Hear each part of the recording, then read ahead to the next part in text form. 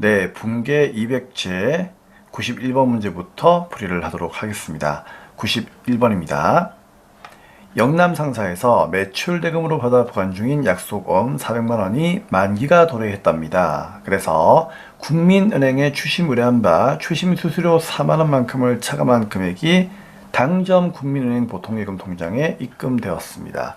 여러분, 매출 대금으로 받아 보관 중인 약속금은 당연히 뭐죠? 받을 엄이겠죠. 그쵸? 그럼 이 받을 엄이 자산이니까 현재 장부상에 자산 자리는 차변이죠. 그럼 차변이 있을 거예요.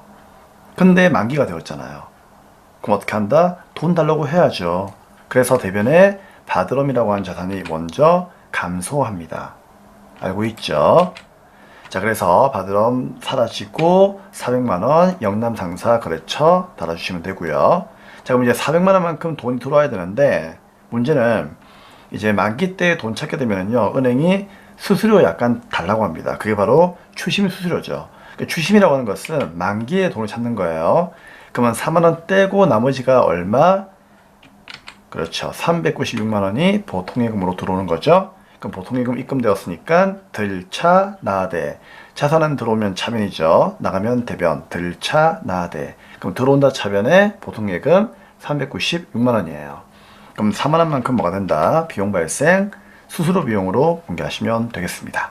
자, 이때의 수수료 비용은 800번대 판매비와 관리비를 이용하시면 되겠습니다. 92번입니다. 사업 확장을 위해서 한라저축은행에서 500만 원만큼을 차입하여 즉시 당사 보통예금에 이체하였습니다. 자, 상환기간은 5년이라 되어 있네요. 자, 다른 건 모르겠고 우리 회사가 한라저축은행한테 돈을 빌린 거죠. 500을. 근데 그 돈이 보통예금으로 이체하다라고 되어 있다는 얘기는 우리 회사 보통예금에 돈이 들어왔다는 얘기예요. 그쵸? 그럼 여러분, 들차 나대. 들어온다 차변, 나간다 대변. 그럼 차변에 뭐죠? 보통예금이 들어옵니다. 얼마? 500. 이상 없죠? 그럼 이걸 대변에 뭐라고 한다? 갚아야죠. 부채의 증가. 이름은 누구? 차입금이죠. 근데 상환기간이 5년이니까 1년 넘었죠. 예, 장기 차입금으로 공개하시면 되겠습니다. 거래처는 한라저축은행 다는 거 절대 잊으시면 안 되겠죠. 500만 원 부채의 증가. 93번입니다. 경기상사의 상품을 500만 원에 판매하여 미리 받은 계약금이라 되어 있죠. 여러분, 미리 받은 계약금은 뭐죠? 당연히 먼저 받은 거니까 선수금이겠죠. 부채입니다. 대변에 있을 거예요. 50만 원만큼을 제외한 대금 중 100만 원은 동전 발행 약속금으로 받고 나머지는 1개월 후에 받기로 하였습니다. 자, 그러면 상품 팔았으니까 대변에 뭐다? 상품 매출이라고 하는 수익이 발생하겠죠. 그럼 상품 팔았으니까 대변에 상품 매출 500. 그럼 당연히 우리는 500을 받아야 되겠죠. 근데 이 돈이 세 가지로 잘라서 들어오네요. 첫째는 뭐 예전에 미리 받은 계약금 선수금이 있더란 얘기죠. 그럼 얘는 부채니까 대변에 있겠죠. 이제 상품 줬으니까 그거 차변에 없애버리셔야 되겠죠. 차변에 부채 감소 선수금 50만 원. 당연히 거래처는 나중에 전산해서 경기상사를 달아주시면 됩니다. 그럼 이제 450이 남았는데 100만 원만큼은 또 뭘로? 그렇죠. 동점이 누굽니까? 경기상사죠. 그러니까 상대 거래처가 발행한 약속엄이 들어온답니다. 그럼 이거는 내가 돈을 받아야 될 엄이죠. 그렇죠? 그렇기 때문에 차변에 받을 엄이 되는 거예요. 100만 원 자산의 증가. 당연히 돈 받을 거니까 거래처 달아주셔야 되고요. 나머지는 1개월 후에 받기로 하였답니다. 그럼 이건 외상이죠. 자, 상품을 팔았던 건 장사가 맞죠. 그러면은 외상 매출금을 쓸 수 있을 거예요. 장사가 아니었다면 미수금이 맞겠지만 장사였기 때문에 외상 매출금을 쓸 수가 있는 겁니다. 차변에 외상 매출금 350만 원, 거래처는 경기상사로 달아주시면 되겠습니다. 94번 매장에서 사용 중인 냉온풍기 취동가 300, 감가상각누계금 180. 자, 여러분, 이거 보는 순간 빼야 되겠죠. 그러면 장부의 가치는 얼마이다? 120만 원짜리겠죠. 300짜리가 180 되었으니까 120이 본전이에요. 그럼 못해도 120원 받아야만 처분이익이나 처분 손실이 안 나오는 거예요. 근데 얘를 얼마에 팔았어요? 경인 상사에다가 80만 원에 처분을 했답니다. 그럼 120만 원짜리를 80만 원에 팔았으니까 40만 원 손해가 났다. 그쵸? 자, 이 정도의 느낌을 딱 가지고 문제를 풀어야 됩니다. 그리고 대금은 월말에 받기로 했답니다. 그러면 우선 냉온풍기는 뭐죠? 비품이죠. 그럼 비품을 팔았으니까 나간다 대변에 뭐다? 비품을 먼저 분기합니다. 취득 원가로 무조건 분기하라고 했죠. 300. 그러면 얘가 사라지면 얘의 짝지 누구? 감가상각누계도 사라지는 거 알고 있죠. 그럼 얘는 대변에 있는 아이니까 비품 대변에 팔릴 때 감누는 차변에 사라집니다. 그래서 차변에 감가상각누계액이 180이에요. 그쵸? 자, 그러면 여기에서 이걸 빼면은 본전이 120만 원이구나 라는 느낌이 들 겁니다. 그걸 80에 팔았단 말이야. 그러면 내 입장에서는 40만 원만큼의 마음이 아프잖아요. 이걸 손실을 먼저 분기하세요. 그러면 손실은 비용이니까 비용 발생 차변 유형자산 처분 손실로 40을 먼저 분기하시면은 금액이 보인다고요. 어떻게? 자, 300이죠. 그럼 이거 두 개 합치니까 얼마예요? 220이죠. 그럼 여기 얼마 모자라요? 80 모자라죠. 그게 내가 처분했던 금액 80이에요. 그럼 그거 이제 마지막에 뭐 한다? 돈 받는 거 분기하면 돼요. 근데 월말에 받기로 했죠? 외상이지 뭐. 근데 장사가 아니니까 외상 매출금은 쓸 수가 없어요. 얘는 장사였으니까 외상 매출금이잖아요. 근데 이거는 장사가 아니잖아요. 그래서 여기 뭐다? 미수금으로 마무리를 하시면 되는 겁니다. 거래처는 경인상사가 되는 거죠. 그래서 이 유형자산에 대한 분계는 여러분들이 순서를 매겨서 한번 풀어보세요. 어떻게? 비품 나간다 1번. 그러면은 짝지, 감누 사라진다 2번. 그리고 나서 세 번째, 돈 들어오는 걸 먼저 분개하지 마시고요. 손실이나 이익을 먼저 분개하세요. 그러면 손실 분개한다 3번. 그리고 돈 들어오는 거 4번. 마지막에 분개하시면은 좀 편하게 분개를 할 수 있을 겁니다. 95번입니다. 보라 상사의 외상매입금 150만 원만큼을 지급하기 위하여 대박 상사로부터 매출 대금으로 받은 약소금을 배서 양도하였답니다. 자, 우리 대박 상사한테 예전에 물건을 팔고 받은 엄이라고 하는 것은 당연히 받을 엄이겠죠. 걔를 어떻게 했다? 배서 양도했대요. 여러분, 배상도가 뭐예요? 내가 받을 엄을 네가 받아라 하면서 남에게 넘기는 거죠. 그쵸? 자, 근데 왜 넘겼습니까? 외상값 갚으려고. 자, 그럼 분개합시다. 차변에 일단 외상매입금이라고 하는 부채가 감소하죠. 거래처 보라상사 150 맞습니까? 대변에 돈 줘야 되는데 내가 받을 엄을 네가 받아라는 얘기죠. 그래서 대변에 받을 엄이 나갑니다. 근데 이 받을 엄은 애초에 대박 상사한테 받은 거기 때문에 얘는 나중에 전산에서 거래처를 대박 상사로 적으셔야 돼요. 절대로 보라 상사로 적으시면 안 됩니다. 얘는 원래 대박이한테 받은 거니까. 아시겠죠? 그게 중요한 거예요. 그래서 배서양도란 말이 나오면 무조건 눈 감고 대변에 받으럼 나간다. 이렇게 생각하셔도 괜찮습니다. 자, 96번입니다. 3일 카드사의 청구에 의해서 미지급금으로 처리했던 회사의 전월카드 사용액 80만 원이 당사 보통예금 예금에서 인출되었습니다. 느낌상 어떤 뉘앙스인 것 같아요? 그냥 오늘 카드값이 보통예금에서 빠져나간 거예요. 자, 그러면 분개합시다. 뭐부터?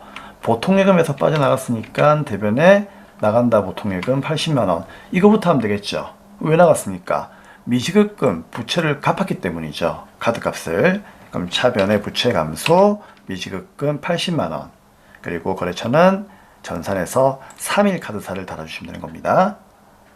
알고 있죠? 네. 카드는 항상 카드가 거래처예요. 97번. 성수기를 맞이하여 상품 포장을 위해서 일용 근로자 5명을 그쵸? 일당 5만원에 고용하여 25만원만큼의 현금을 지급하였습니다. 그러니까 상품 포장한다는 얘기는 우리 이제 뭐 영업부가 있겠죠. 그 영업부에서 상품을 이렇게 택배로 이렇게 싸는 거죠. 그쵸? 자, 아무튼 현금을 주었어요. 그럼 대변에 뭐다? 현금 나가죠. 얼마? 25만원. 왜요? 5명이 일당 5만원이면 5, 25, 25만원이잖아요. 그쵸? 그럼 차변액을 뭐라고 한다? 아르바이트한테 인건비 주는 거는요, 급여가 아니라 그냥 잡급으로 분개하시면 돼요. 아시겠죠? 가끔씩 나옵니다. 그쵸? 잘 나와요. 전산회계, 전산세무 다 잘 나옵니다. 자, 얘는 이제 공장이 아니기 때문에 그냥 이제 상품을 포장하는 영업부라고 생각하시면 돼요. 그렇기 때문에 판매비와 관리비 코드로 답을 해주시면 될 것 같습니다. 전산에서는 그렇게 하라는 얘기죠. 98번입니다. 자, 98번 문제는 회계 이급만 출제가 됩니다. 영업용 트럭의 자동차세 10만원과 사장 개인 승용차의 자동차세 6만원을 현금으로 납부했습니다. 단 기업주의 개인적 지출은 알고 있죠. 인출금으로 처리합니다. 자, 아무튼 10만원에 6만원이니까 현금이 16만원 나갔죠. 들차 나대 나간다 대변에 현금 16만원부터 분개하시고요. 차변에 영업용 트럭의 자동차세는 그냥 그대로 세금과원가 분개하시면 돼요. 아시겠죠? 자, 근데 사장 개인적으로 자기 승용차에 대한 자동차세를 회사 돈으로 냈다는 얘기죠? 맞죠? 그러면 안 되지. 반칙이지. 왜? 아니, 회사 돈을 왜, 그쵸? 왜 회사 돈 가지고 자기 개인 승용차에 세금을 내는 겁니까? 그러면 안 돼요. 사장이 자기 마음대로 쓴 돈이죠? 이걸 뭐라고 한다? 인출금으로 분개하시면 되는 겁니다. 나중에 회계 1급에 가면은요, 이거를 가지급금이라고 해요. 그래서 이 인출금으로 분개하시면 되고요. 얘는 나중에 결산되면은 자본금에서 뺀다는 거 알고 있죠? 앞 강의에서도 여러 번 얘기를 드렸습니다. 99번입니다. 우리전자에서 상품 200만원만큼을 매입하고 대금 중 50만원만큼은 소유하고 있던 거래처 발행 당좌 수표로 지급하고 잔액은 당사가 당좌 수표를 발행하여 지급을 하였습니다. 단 매입운임 2만원만큼은 현금으로 지급을 하였습니다. 자, 일단 다른 건 모르겠고 상품 매입한 건 확실하죠. 그럼 차변은 뭐다? 상품 들어오네요. 얼마? 202만원. 왜? 상품은 200이지만 운반비가 2만원 들었죠. 비용 처리하면 안 되죠. 왜요? 매입할 때 비용은 자산의 원가에 포함하는 거니까. 알고 있죠? 자, 돈 줘야죠. 그럼 대변에 50만원만큼은 소유하고 있던 거래처 발행에 당좌 수표를 주었답니다. 거래처가 발행했다는 얘기는 아무튼 우리가 발행한 건 아니죠. 그러면 남이, 즉 타인이 발행한 수표죠. 그쵸? 그걸 가지고 있다가 주었으니까 그냥 현금 준 거죠. 타인 발행 수표는 현금이잖아요. 그쵸? 그래서 대변에 현금 나갑니다. 자, 그러면 현금이 얼마 나간다? 50만원이 아니고 52만원이죠. 왜요? 운반비도 현금 주었으니까 이왕 현금 분개하는 김에 두 개 더해가지고 현금 52만원 분개하세요. 아시겠죠?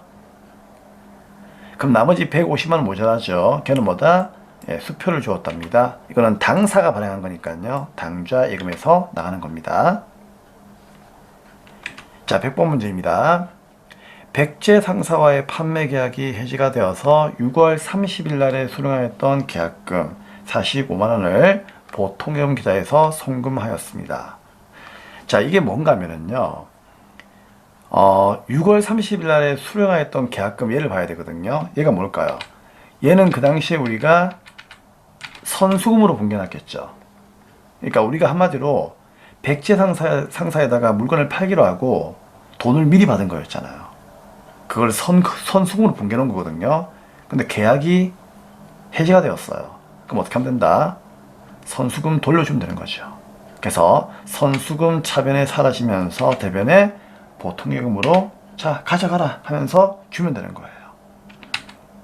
그래서 대변에 보통예금 45만원 나가고 차변에 선수금 백제상사 45만원만큼 부채를 감소시키면 끝나는 문제입니다. 괜찮죠? 네. 자, 여기까지 100번 문제까지 풀었습니다. 자, 여러분, 우리 200제 문제인데요. 그쵸? 200제 문제에서 100제 문제까지는요, 전산회계 2급과 전산회계 1급에 공통으로 나오는 문제입니다. 그래서 회계 2급까지만 공부하시겠다라는 분들은 100번 문제까지만 푸셔도 상관이 없습니다. 아시겠죠? 근데 회계 1급까지 공부하시는 분들은요, 자, 지금까지 문제는 당연히 공부하셔도 좋고요. 101번부터 이제 200번까지는요, 회계 1급 범위에서 주로 출제가 되었던 문제이기 때문에 회계 1급 문제 위주로 또 설명을 드리도록 하겠습니다. 그러면 회계 2급은 101번부터 200번까지를 볼 필요가 없는가요? 그건 아니에요. 보시면서요, 아는 것들은 푸시면 돼요. 오히려 회계 1급에서 어려운 문제들도 회계 2급에서 요즘에 많이 나오고 있기 때문에 200번까지 완주하셔도 괜찮습니다. 대신에 좀 모르겠다 싶은 문제들은 좀 제끼시면 됩니다. 자, 그런 것들은 쌤이 나중에 체크를 해드릴게요. 네. 자, 그러면 다음 강의 이제 101회가 아니죠. 101번부터는요, 이제 심화분계로 들어가도록 하겠습니다. 다음 강의에서 뵙겠습니다.